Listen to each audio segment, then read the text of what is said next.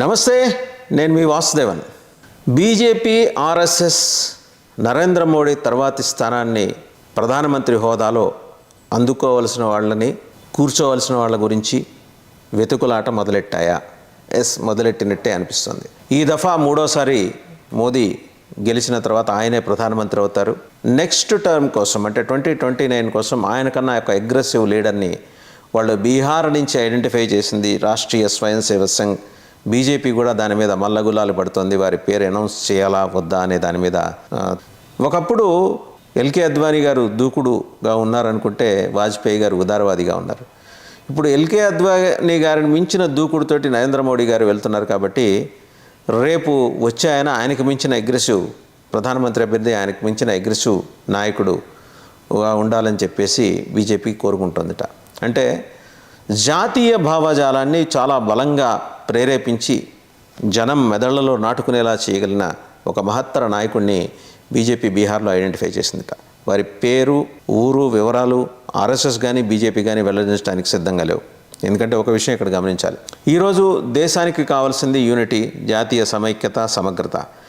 ఆ దిశగా హిందుత్వవాదాన్ని కూడా అందులో కలిపేసుకుని బీజేపీ ఆర్ఎస్ఎస్ ముందుకెళ్తున్న తీరుతోటి దేశంలో మెజారిటీ భాగం ప్రజలు చేతులు కలిపారు.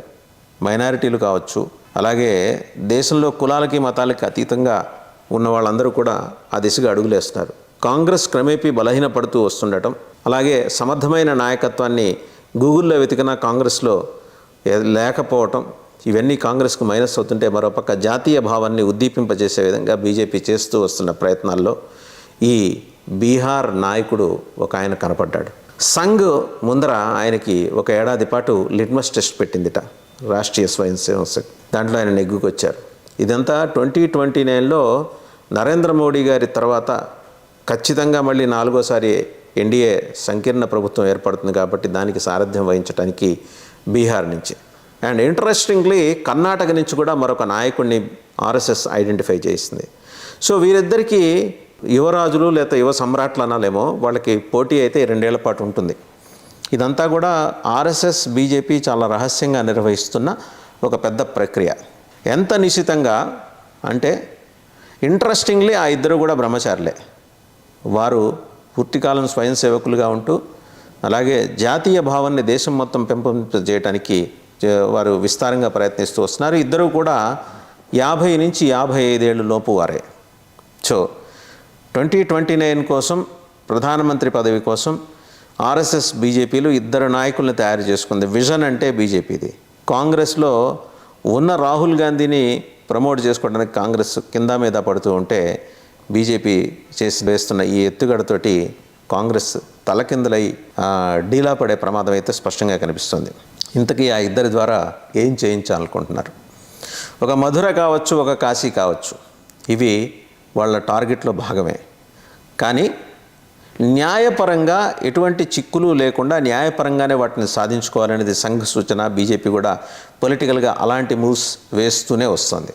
ఈ క్రమంలో ఈ ఇద్దరు నాయకులకి అప్పచెప్పిన టాస్క్లు ఏంటంటే, సమర్థవంతంగా న్యాయ వ్యవస్థలో మనం ఏ రకంగా ఈ కేసుల్ని గెలవగలం, కృష్ణ మందిరం మధురలో, కాశీలో పూర్తిగా ఇతర మతాలకు సంబంధించిన చిహ్నాల ఆధీనంలో ఉన్న హైందవ స్థలాల్ని తిరిగి స్వాధీనం చేసుకోవడం, ప్రతిదీ కూడా న్యాయపరంగానే జరగాలి. ఈ టాస్క్ వాళ్ళకి ఇచ్చింది.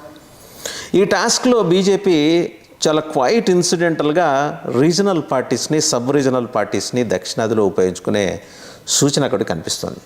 కేరళలో సురేష్ గోపిని ప్రమోట్ చేస్తుంది, ఆయన బీజేపీలోనే ఉన్నారు. తమిళనాడులో అన్నామలై అద్భుతంగా సర్వీసెస్ అందిస్తున్నారు. And unquestioned leader of Tamil Nadu బీజేపీగా ఆయన ఎదిగారు. ఆయనకు అడ్డం ఎవరన్నా వస్తుంటే వాళ్ళని వేరే రాష్ట్రాలకు గవర్నర్గా పంపటమో, లేకపోతే వేరే పార్టీలో కీలక బాధ్యతలు అప్పచెప్పటమో, అలాగే ఏఐడిఎంకే తెగతంపులు చేసుకుంటానంటే మొహమాటం ఏం లేదు, మీరు తెగతంపులు చేసుకోండి అని చెప్పేయటమో, అన్నామలై మీద బీజేపీ పాదుకొల్పిన విశ్వాసం అది. కర్ణాటకలో సుదీప్, హీరో సుదీప్, అతను కూడా ఒక బలమైన ఫోర్స్గా అక్కడ ఎమర్జ్ అవుతున్నాడు. ఇక ఆంధ్రప్రదేశ్లో చెప్పక్కర్లేదు. బీజేపీ తనకు సొంతంగా ఎదగటానికి రకరకాల అవాంతరాలు, అవకరాలు అడ్డంగా ఉన్నప్పుడు పవన్ కళ్యాణ్ని తమ స్టార్ క్యాంపెయినర్గా పెట్టుకుంది. అండ్ పవన్ కళ్యాణ్ కూడా జాతీయ భావజాలం ఉన్న నాయకుడు కావటం వల్ల, ఆయన కేవలం సినిమా స్టార్గా కాకుండా నాయకుడు కావటం వల్ల ఆయనకి పగ్గాలు అప్పచెప్పి ఆయన ద్వారా ఆంధ్రప్రదేశ్లో సంకీర్ణ రాజకీయానికి బీజేపీ తెరలేపింది.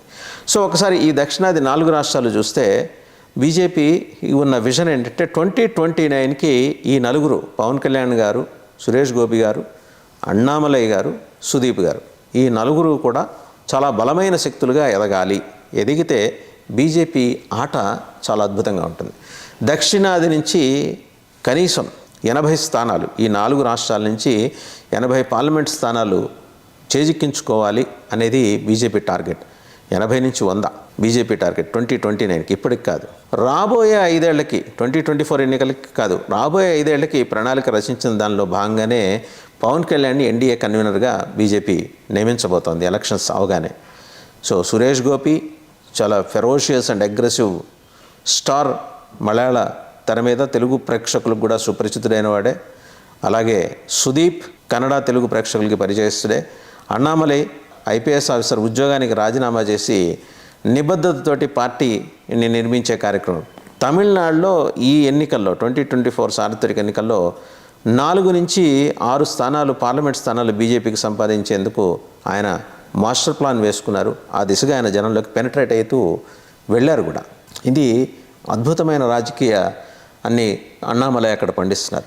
ఈ నలుగురు ఒక సెమీ సర్క్యులర్ వలయంలాగా ఏర్పడుతుంటే ఒక అర్ధచంద్రాకారంలో వారు ఫామ్ అయ్యి లోకల్గా ఉన్న ప్రాంతీయ పార్టీలని వాటిని బలహీనపరచడం, అలాగే వాళ్ళు బలపడే క్రమంలో ఇతర చిన్న చితక అవాంతరాలు ఏదైనా ఉంటే జాతీయ స్థాయిలో బలంగా ఉన్న బీజేపీ సపోర్ట్ తోటి వాటిని అడ్రస్ చేయటం. సో వారికి తెలియకుండా ఒక రాజకీయ పాఠశాలలాగా ఈ నలుగురు నాయకులకి బీజేపీ ఒక రాజకీయ పాఠశాలలాగా ఒక మంచి ప్లాట్ఫామ్గా ఆవిర్భవించింది వారి నలుగురికి. అంటే రాబోయే రోజుల్లో ఆంధ్రప్రదేశ్లో వైసీపీ, టీడీపీ ప్రాభవాన్ని, ప్రాబల్యాన్ని గణనీయంగా తగ్గించడానికి బీజేపీ ప్రయత్నిస్తోంది. తమిళనాడులో అన్నాడీఎంకే, డిఎంకేల మత రాజకీయాలు, నాస్తిక రాజకీయాల మీద ఎదురుదాడికి అన్నామలై భుజం మించి బీజేపీ తుపాకీ పేల్చబోతోంది. కేరళలో కరడు కట్టిన ఇస్లాం ఛాందసవాదం మీద, వారి ఉగ్రవాద చర్యల మీద పోరాటం చేయడానికి సురేష్ గోపిని ఒక వజ్రాయుధంగా మలుచుకుంది. కర్ణాటకలో నెక్స్ట్ జనరేషన్ లీడర్గా సుదీప్ని బీజేపీ తయారు చేసుకుంటుంది. సో ఇదండి బీజేపీ ఎత్తుగడ. 2029కి ప్రధాని పదవి కోసం ఒక 2 నాయకులు అగ్రెసివ్ దాన్ మోడీ తయారవుతున్నారు. అలాగే దక్షిణాదిలో ఈ నలుగురు స్టార్స్ కూడా, అన్నామలైతో కలుపుకున్న 4 స్టార్స్ కూడా 2029కి బీజేపీ ప్రావెస్నెస్, బీజేపీ, జనసేన, ఆంధ్రప్రదేశ్లో సంకీర్ణ రాజకీయం, ఆ 3 చోట్ల బీజేపీ ప్రావెస్నెస్ చూపించడానికి వాళ్ళు ప్రయత్నాలు చేస్తూ వస్తున్నారు. సో ఒక ప్రణాళిక వేసుకొని ఆ టార్గెట్ రీచ్ కావడం కోసం బీజేపీ చేస్తున్న ఈ ప్రయత్నాలన్నీ కనుక చూస్తే ఖచ్చితంగా బీజేపీ 2029కి ఒక లాంగ్ గోల్ తోటి ముందుకు వస్తుంది. చూద్దాం ఏం జరుగుతుందో.